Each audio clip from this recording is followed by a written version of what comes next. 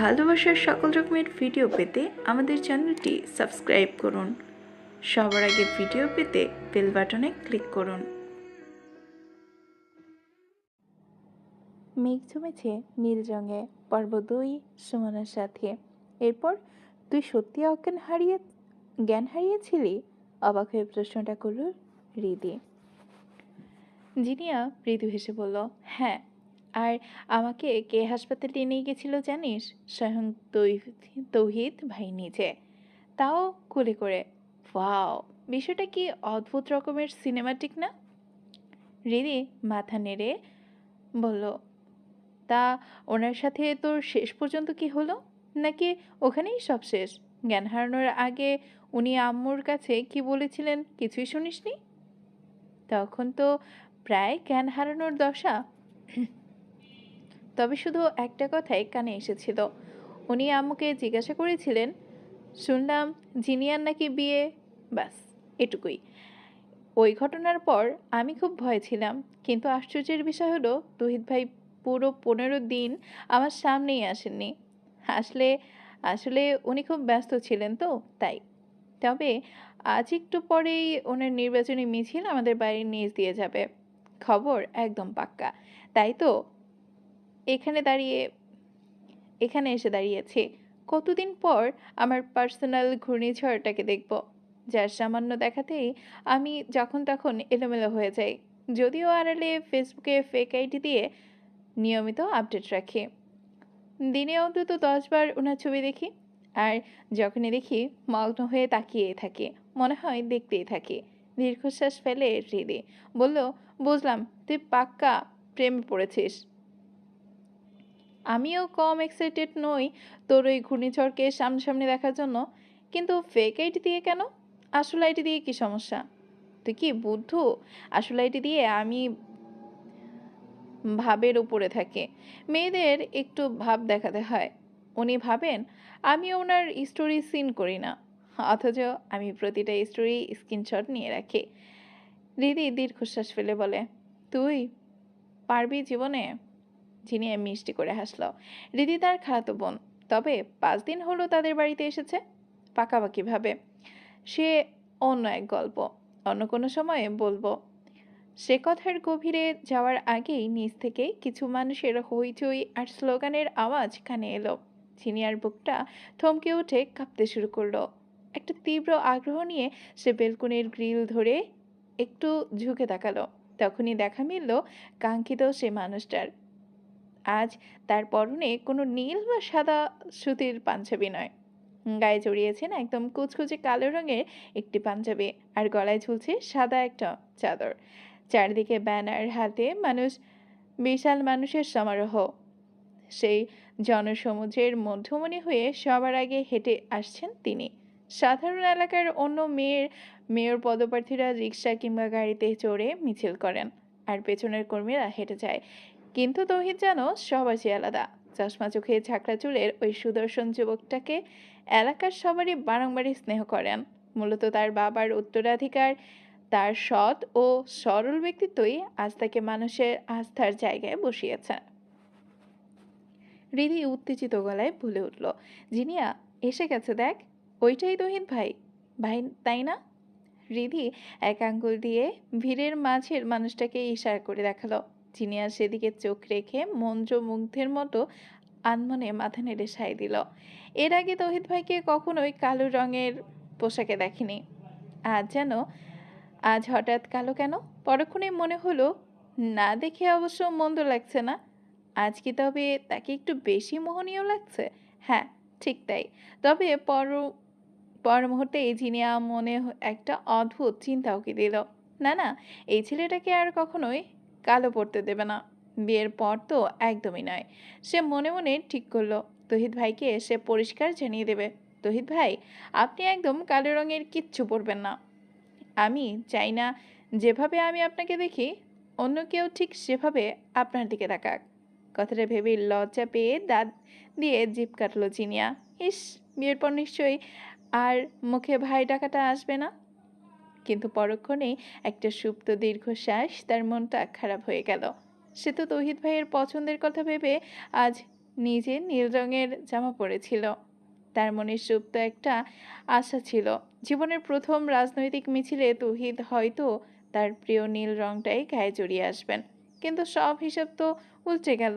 ঠিক তখনই drawing room থেকে হন্তদন্ত হয়ে বেলকনিতে এসে উপস্থিত হলেন খাদিজা বেগম। তাড়াহুড়ো করে এসে তিনি বেলকনির গ্রিল ধরে বাইরে উকি দিলেন। বিমোহিত কণ্ঠে বলে উঠলেন, মাশাল্লাহ মাশাল্লাহ, ছেলেটাকে আজ কি যে সুন্দর লাগছে। আল্লাহর কাছে লাখ লাখ দোয়া করি ও যেন এইভাবেই বিজয়ী হয়ে মিছিল নিয়ে ঘরে ফিরতে পারে। আমি সেদিন নিজ হাতে খাসির বিরিয়ানি রান্না করে ওকে পেট পুরে খাওয়াবো।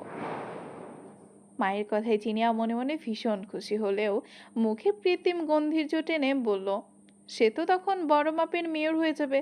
তোমার মতো সাধারণ মানুষের হাতের বিরিয়ানি খাওয়ার সময় তখন কি আর তার থাকবে? মায়ের মেয়ের এমন অবুঝ কথাটা একটুও সন্তুষ্ট করতে পারলেন না খাদিজা বেগম। একটু বিরক্ত গলায় বললেন, আরে গাধা কোথাকার, এতদিনও তুই তৌহিদকে চিনলি না? আমি যদি শুধু এক প্লেট পান্তা ভাত আর আলুর ভর্তা করেও ওকে ডাকি না, সে ঠিক সেই মুহূর্তে সব ফেলে চলে আসবে। ছেলেটার ছোট থেকে মা নেই, আমাকে সে নিজের মায়ের মতো দেখে। কত যে শ্রদ্ধা করে, বড় মায়া হয় ওর জন্য। এর মধ্যে কোন এক জালেম শয়তানের দল ওর বাপটাকে পর্যন্ত কেড়ে নিল। ওদের জীবনে কখনো ভালো কিছু হবে না, দেখে নিস। আমি তো রোজ জায়নামাজে বসে ওদের কঠিন শাস্তির জন্য প্রার্থনা করি। কথাটা বলতে বলতে গলাটা ধরে এলো খাদিজা বেগমের। এমন তিনি স্বভাবতই এমন, অন্যের দুঃখে বা মমতায় বেশি নরম। অল্পতেই চোখ ভিজে যায়। আর কিছু না বলে শাড়ির কোণা দিয়ে চোখ মুছতে মুছতে তিনি বেলকনি ছেড়ে ভেতরে চলে গেলেন। মা চলে যেতেই জিনিয়া দ্রুত আবার রাস্তার দিকে উকি ঝুঁকি দিল। পিচ ঢালা সড়কটা এখন প্রায় ফাঁকা হয়ে আসছে। শুধু দূরে যাওয়া মিছিলের শেষ প্রান্ত থেকে ভেসে আসছে স্লোগানের আওয়াজ, তৌহিদ ভাই ভালো লোক, জয়ের মালা তারই হোক। বাতাসে সেই কণ্ঠস্বর মিলিয়ে যেতেই জিনিয়া এক দীর্ঘ দীর্ঘ শ্বাস ফেলল। বুক ছেড়ে বেরিয়ে আসা সেই নিঃশ্বাসে রয়ে গেল এক রাশ অতৃপ্ত। তখনও তো মনে এখনো তো তার মন ভরে দেখার স্বাদ মেটেনি। তার মনে হলো বিয়ের পর সে টানা 3 দিন ঘরের দরজাই খুলবে না। তহিদ ভাইকে ওই কালো পাঞ্জাবিটা পরিয়ে শুধু নিজের সামনে বসিয়ে রাখবে। তারপর এক পলক না সরিয়ে আনমনে শুধু তাকে দেখবে আর দেখবে। ইস, কল্পনার রঙে রাঙানো এই ভাবনাটা মাথায় আসতেই জিনিয়ার গাল দুটো লজ্জা একেবারে লাল হয়ে উঠল। সে দুই হাতে নিজের গরম হয়ে যাওয়া মুখটা ঢেকে ফেলল। বিস্তার জায়গা জুড়ে দাঁড়িয়ে আছে দোতলা একটি বাড়ি। আধুনিক ডিজাইনের হলেও বাড়িটির বয়স বেশ কয়েক বছর। এর আগে মূলত এটি ব্যবহার করা হতো না বললেই চলে। তবে বাড়িটির ঠিক পেছনে রয়েছে আরও একটি দোতলা বাড়ি। সময়ের বিবর্তনে যা এখন ধ্বংসস্তূপে পরিণত হয়ে এক প্রকার পরিত্যক্ত জমিদার বাড়ির রূপ নিয়েছে। মূল বাড়িটির সামনে একটি মাঝারি সাইজের গেট, যার গায়ে লাগানো নেমপ্লেটে অক্ষরে অক্ষরে স্পষ্ট অক্ষরে খোদাই করা আহসান মঞ্জিল। মিছিল শেষে তৌহিদ পেছনে পেছনে এক ঝাঁক উচ্ছ্বাসিত মানুষ পরপর সেই গেট দিয়ে ভেতরে প্রবেশ করলো। বাড়ির প্রশস্ত উঠোনে বড় একটা প্যান্ডেল টানানো হয়েছে। বিশাল ডেকচিতে রান্না হয়েছে বিরিয়ানি। মিছিলে অংশ নেওয়া প্রতিটা মানুষের জন্য। ক্লান্তি ভুলে তৌহিদ নিজে দাঁড়িয়ে থেকে হাসি মুখে সবাইকে নিজ হাতে তদারতি করে খাওয়ালো।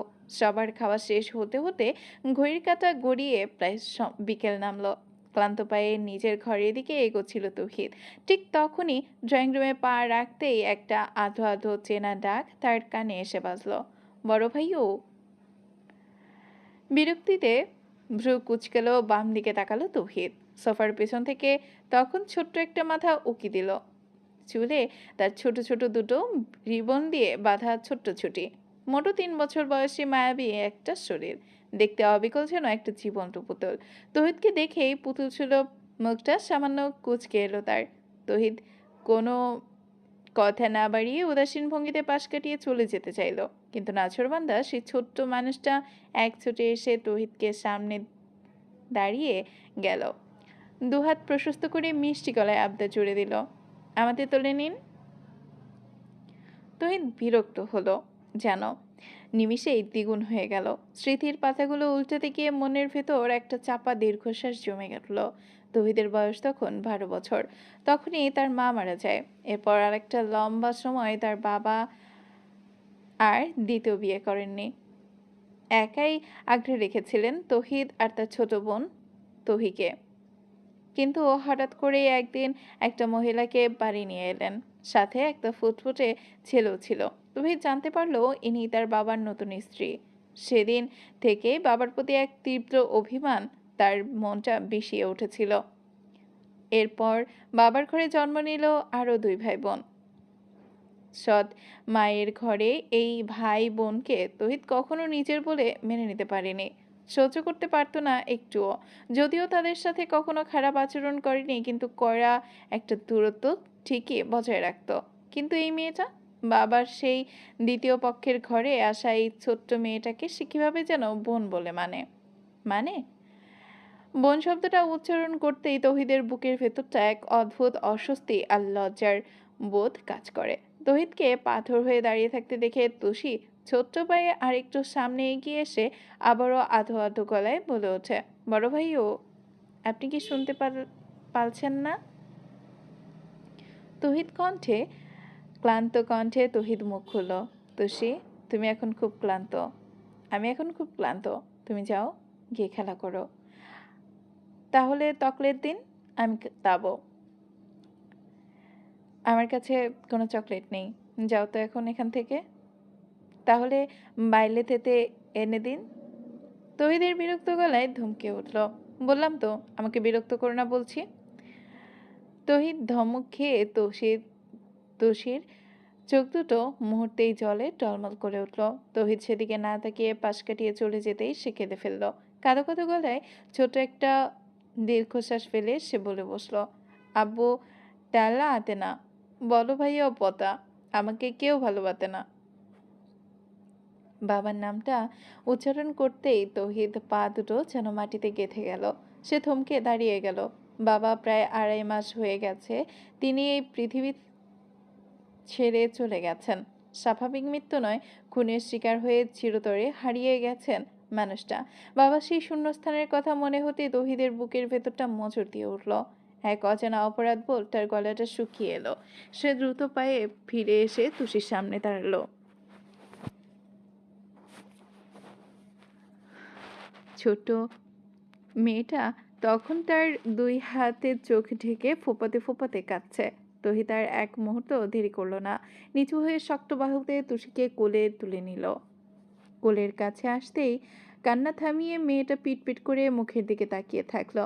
তৌহিদ ঠোঁট এক চিলতে কৃত্রিম হাসি ফুটিয়ে খুব নরম গলায় বলল, চলো কান্না থামাও, তোমাকে এখনই অনেকগুলো চকলেট কিনে দিচ্ছি। তত্তি দেবেন? তৌহিদ ছোট করে মাথা নাড়ল। কথাটা শোনার সাথে সাথেই তুষির ফর্সা মুখটা খুশিতে চকচক করে উঠল যেন। বলল, আব্বু তবে আদবে বড় ভাইও? বাবার কথাটা আকস্মিকতায় তৌহিদের বুকের ভেতরটা মোচড় দিয়ে উঠল। গলার কাছে দলা পাকিয়ে আসা কষ্টটা কোনো মতে গিলে সে খুব মৃদু স্বরে বলল, চলে আসবে খুব শীঘ্রই। তুষি ছোট্ট মাথাটা দুপাশে দুলিয়ে সাই দিয়ে বলল, ঠিক আছে আউত আতাও বড় ভাইও, আপনি পতা না, তুব ভালো। আতু আতাও শব্দটার মানে কি তা কিছুতেই উদ্ধার করতে পারল না তৌহিদ। সে বিরক্তিতে চোখ মুখ কুঁচকে অবশ দৃষ্টিতে তুষির পানে তাকিয়ে রইল। একটু দূরে ড্রয়িং রুমের কোনায় দাঁড়িয়ে ভাই বোনের এই মিষ্টি কথোপকথন দেখছিল তুষির মা জাহানারা। এই বাড়িতে যখন তার বিয়ে হয়েছিল তখন তার বয়স মোটে 19 বছর। দরিদ্র পরিবারের এক সন্তানসহ ডিভোর্সি নারী ছিলেন তিনি।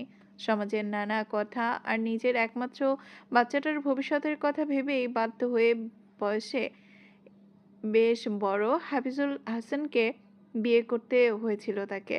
জানারা খুব ভালো করে জানেন তৌহিদ তাদের কোনোদিনও আপন করে নিতে পারেনি। যদিও তৌহিদ কখনো তাদের সাথে খারাপ ব্যবহার করেনি, কিন্তু তার চোখে মুখে লেপ্টে থাকা সেই বিরক্তিটুকু জাহানারা ঠিকই টের পান। কিন্তু আজ তহিদ নিজের হাতে ওই ছোট্ট মেয়েটাকে কোলে তুলে নিতে দেখে জাহানারার চোখ দুটো যেন অজান্তেই ছলছল করে উঠল। তিনি নিজেকে সামলে নিয়ে পাশ কাটিয়ে রান্নাঘরের দিকে যাওয়ার সময় থমকে দাঁড়ালেন। তহিদের চোখের প্রশ্নটা পড়ে নিয়ে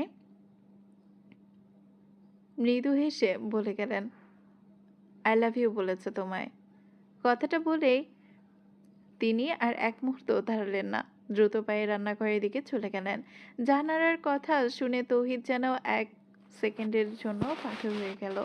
সে অবাক বিস্ময়ে তাকালো তুষির পানে। তখনই লজ্জারাঙা সেই ছোট্ট পুতুলটি খিলখিল করে হেসে উঠল। দুহাতে নিজের মুখটা চেপে ধরে ছোট্ট কাঁধে দুটো কুঁচকে সে এমন এক ঢঙের লজ্জা পেল যে তৌহিদের গম্ভীর মুখের কোণেও অজান্তেই এক চিলতে স্নিগ্ধ হাসি ফুটে উঠল। হৃদিকে এক প্রকার জোর করেই আজ শাড়ি পরিয়াছে ঝিনিয়া। নিজের গায়েও জড়িয়েছে দারুণ একটা শাড়ি। কারণটা বিশেষ। আজ রাতে তৌহিদ বাসায় আসার কথা। খাদিজা বেগম আজ বিরিয়ানি রান্না করেছেন। আজ তার বিবাহবার্ষিকী। আর বাড়ির ছোট বড় যে কোনো অনুষ্ঠানেই তিনি তৌহিদকে নিমন্ত্রণ না করে থাকতেই পারেন না। জিনিয়া ছিমছাম একটা নীল রঙের শাড়ি পরেছে। দুহাত ভরে রেশমি চুড়ি আর বেশ যত্ন করে হালকা সাজে নিজেকে সাজিয়েছে। সেজেগুজে হাসি মুখে মায়ের রান্নার কাজেও সাহায্য করছে। হৃদি সাবধানে সিঁড়ি বেয়ে নিচে নামছিল। শাড়ি সামলানো তার অভ্যাসের বাইরে, তাই প্রতিটা পা ফেলছিল বেশ মেপে মেপে। কিন্তু আচমকাই সিঁড়ির ধাপে পা আটকে তার পাটা বেহিসাবি ভাবে পিছলে গেল। হৃদি ভয়ে এক সেকেন্ডের জন্য চোখ মুখ শক্ত করে বুজে ফেলল। তার অবুঝ মনে তখন কেবলই হাত পা ভেঙে যাওয়ার কিংবা মাথা ফেটে রক্তাকার হওয়ার অপেক্ষা। কিন্তু আশ্চর্যের বিষয় তার কিছুই হলো না, বরং একজোড় শক্তপোক্ত পুরুষালী হাত মুহূর্তের মধ্যে তার কোমর জড়িয়ে ধরে সামলে নিল। ভেসে এলো গম্ভীর গলার ধমক, দেখে হাঁটতে পারিস না? এখান থেকে পড়লে কি হতো? হৃদি ভয়ে ভয়ে পিট করে চোখ মেলে তাকালো। সামনে তাকিয়ে দেখে রকি মুখটা কোচিন করে তার দিকে তাকিয়ে আছে। দেখে তার কান্না পেয়ে গেল। মানুষটা এমন কেন? কেউ একটু জোরে কথা বললেই তার বুকে কেমন যেন একটা ভয় ধরে যায়। কান্নায় বুকটা ভেঙে আসে। তার কি কোনো দোষ আছে নাকি? শাড়িটারি সামলে চলার কোনো অভ্যাসই তো তার নেই। জীবনে এই নিয়ে মাত্র দ্বিতীয়বার শাড়ি পরেছে সে। আজ রাতে তৌহিদ ভাই আসছেন বলে জিনিয়া শাড়ি পরবে, কিন্তু বাড়িতে একা একা শাড়ি না পরলে সবাই সন্দেহ করতে পারে। এই ভয়ে জিনিয়া জোর করে তাকেও শাড়ি পরিয়েছে। রকি আবার ধমকে উঠল, কি হলো? পুতুল সেজে দাঁড়িয়ে আছিস কেন? সোজা হয়ে দাঁড়া। সারা রাত এভাবে ধরে রাখবো নাকি তোকে আমি? রকির খটখটে গলায় হৃদি হুড়মুড় করে কোনো রকম সোজা হয়ে দাঁড়িয়ে গেল। কাপা গলায় বলল, সরি সরি রকি ভাইয়া, আমি আসলে বুঝতে পারিনি, মানে শাড়ি পরেছি তো, তাই একটু সমস্যা হচ্ছিল। তা সামলাতে না জানলে পড়েছিস কেন? স্টাইল করার শখ হলে আগে চলাফেরা শিখতে হয়। যা, এক্ষুনি গিয়ে এটা বদলে আয়। দ্বিতীয়বার পড়তে দেখলে নিজ দায়িত্বে তুলে আরও একটা আছাড় দেব। মেয়েদের একটু ছাড় দেওয়া বা নরম সুরে কথা বলার বালাই নেই মানুষটার মাঝে। বিরক্ত হলো হৃদি। কথাটা বলেই রকি আর এক মুহূর্ত দাঁড়ালো না। লম্বা লম্বা পায়ে সিঁড়ি বেয়ে নিচে নেমে গেল। সোজা ড্রয়িং রুমে গিয়ে সোফায় ধপ করে বসে পড়ল। পরপর উদাসীন ভঙ্গিতে টিপি অন করে রিমোটটা হাতে নিল। গলা উঁচিয়ে বলল, চিনি, কোথায় গেলি? আমাকে এক কাপ কফি দে তো জলদি, সাথে সাথে এক গ্লাস ঠান্ডা পানি। রান্নাঘর থেকে জিনিয়া বিরক্ত গলায় চেঁচিয়ে উঠল, আমি চিনি না ভাইয়া। আর তোমার কাছে কেন আলাদিনের প্রদীপও নাই যে হুকুম করলেই সব হাজির করে দেব? আমার নাম জিনিয়া, পুরো নামে ডাকবে। সোফায় পা তুলে বসে রকি নির্বিকার গলায় বলল, বেশ কথা না বলে যেটা বলেছি, বেশি কথা না বলে যেটা করে বলেছি সেটাই জলদি করে কর। আর আজ ব্যাপার কি বলতো? সবাই এত সেজেগুজে আছিস কেন শুনি? কারো বিয়ে লেগেছে? রকির এই কথায় আর কোনো প্রতিউত্তর করার সুযোগ পেল না জিনিয়া। ঠিক সেই মুহূর্তেই দরজায় কলিং বেলটা বেজে উঠল। বেল বাজার শব্দেই জিনিয়ার বুকটা ধক করে কেঁপে ওঠে। তৌহিদ ভাই তবে চলে এলেন? দরজা খুলল রকি। বাইরে তৌহিদ দাঁড়াতে দেখেই একগাল হেসে অভ্যর্থনা জানালো সে, আরে মেয়র সাহেব এসে গেছেন আমার গরিবাখানায়। আমারে আমারে কোন সৌভাগ্য! আসুন আসুন, আপনাকে ঠিক কোথায় বসতে দেই বলুন তো? তুহিত ঘরের ভেতরে প্রবেশ করতে করতে ঈষৎ বিরক্ত গলায় বলল, শর্ত, ফজলামো করিস না। মেয়র তো আমি এখনো হইনি। হয়ে যাবি, 100 বার হবি। নো টেনশন, আমি আছি না তোর সাথে। তোর একার জন্য আমি একাই 1000টা 1000টা এক্সট্রা ভোট ম্যানেজ করে দেব। রকির কথা শেষ হতেই রান্নাঘর থেকে হন্তদন্ত হয়ে বেরিয়ে এলো জিনিয়া। তার চোখ দুটো উপচে পড়া উল্লাস। আমিও ভোট দিব। আমি রকি ভাইয়ের চেয়ে আরও 1000 ভোট বেশি দিব। রকি ধমক দিয়ে বলল, তোর তো এখনো ভোটার আইডি কার্ডই হয়নি, তুই দিবি ভোট? ফালতু বকবক না করে চা গিয়ে দ্রুত কফি নিয়ে আয়, 2 কাপ কফি নিয়ে আয়, ব্যাককল কোথাকার। দাঁত কিরমির করে জিনিয়া বলল, ভাইয়া আমি কিন্তু সত্যি খুব রেগে যাচ্ছি। রকি ভেঙচি কেটে বলল, আরে আমার সোনা বাচ্চাটা কি সুন্দর রাগ করতে জানে রে। তুমি লেগে যাচ্ছ মামুনি। রান্নাঘর থেকে বেরিয়ে এলেন খাদিজা বেগম।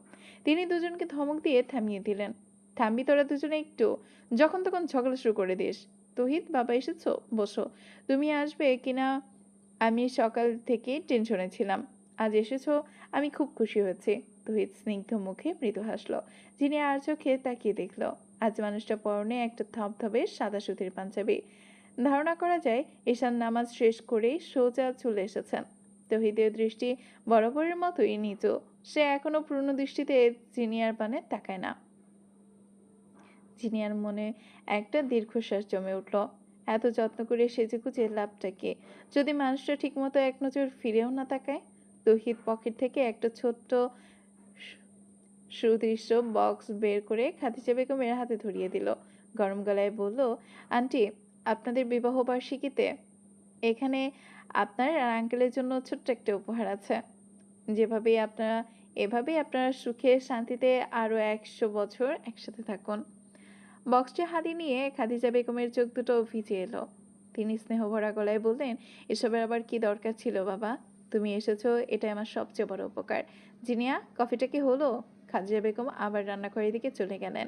রকি সোফা থেকে উঠতে উঠতে বলল, তহিদ তুই বস, কেকটা পাশের দোকান থেকে নিয়ে আসি। আমি তো কেকের কথা ভুলেই গেছিলাম। রকি চলে যাওয়ার ঠিক 1 মিনিট পরই ট্রেতে করে কফি নিয়ে ড্রয়িং রুমে হাজির হলো জিনিয়া।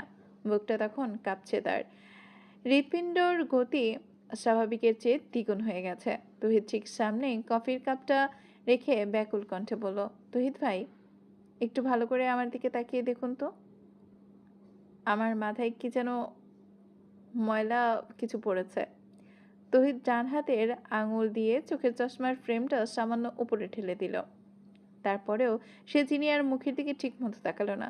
অত্যন্ত উদাসীন ও মৃদু স্বরে উত্তর দিল, না তো, কিচ্ছু লাগেনি। তহিদ কফির কাপে চুমুক দিতে যাবে, ঠিক তখনই জিনিয়া কিছুটা হতাশ গলায় বলল, আপনি তো ভালো করে দেখলেনই না, বলে দিলেন, না দেখেই বলে দিলেন। আচ্ছা দেখুন তো আমি নিজেকে কেমন সেজেছি। আজকে কেমন সেজেছি? শাড়ি পরেছি। আম্মু বলেছিল আমাকে নাকি আজ বেশ বড় বড় লাগছে। কথাটা কি সত্যি? আপনার কি তাই মনে হচ্ছে? তহিদ একটা দীর্ঘশ্বাস ফেলল। ঠিক এই সময়ে রকিটা যে ঘর ছেড়ে কোথায় যেতে হলো, বিরক্তিতে সে সামান্য মুখ তুলে জিনিয়ার দিকে তাকালো। তাতেই জিনিয়ার গাল জুড়ে লজ্জায় রক্তি মাখা ছড়িয়ে পড়ল। তহিদের পছন্দের রং নীল। তহিদ কফির কাপে চোখ রেখে শান্ত গলায় বলল, আসলেই বেশ বড় বড় লাগছে। এইচএসসি পরীক্ষায় ফেল করলে তোমার বিয়ে দিয়ে দিতেও আর কোনো অসুবিধা হবে না। আজকাল রিক্সাওয়ালাদেরও যা ডিমান্ড, মনে হয় তারা চাল রিক্সা চালাচ্ছে না, দিব্যি হেলিকপ্টার উড়িয়ে বেড়ায়। কি যে হবে। তহিদের কথা শুনে জিনিয়া মনে হলো তার মাথায় যেন কেউ হাতুড়ি দিয়ে কয়েকটা বাড়ি মারল। মুহূর্তেই তার উৎফুল্ল মুখটা মলিন হয়ে গেল। সে নিজেও আত্মসম্মান বজায় রাখার জন্য দৃঢ় গলায় বলল, আমি একদম নিশ্চিত আমি গোল্ডেন+ পাবো। আপনি তখন না হয় নিজ চোখে দেখে নিয়েন। আচ্ছা এসব বাদ দিন, এখন একটু ভালো করে আমাকে দেখুন তো। আমি আজকে নীল শাড়ি পরেছি, এই রংটা কি আমাকে মানিয়েছে?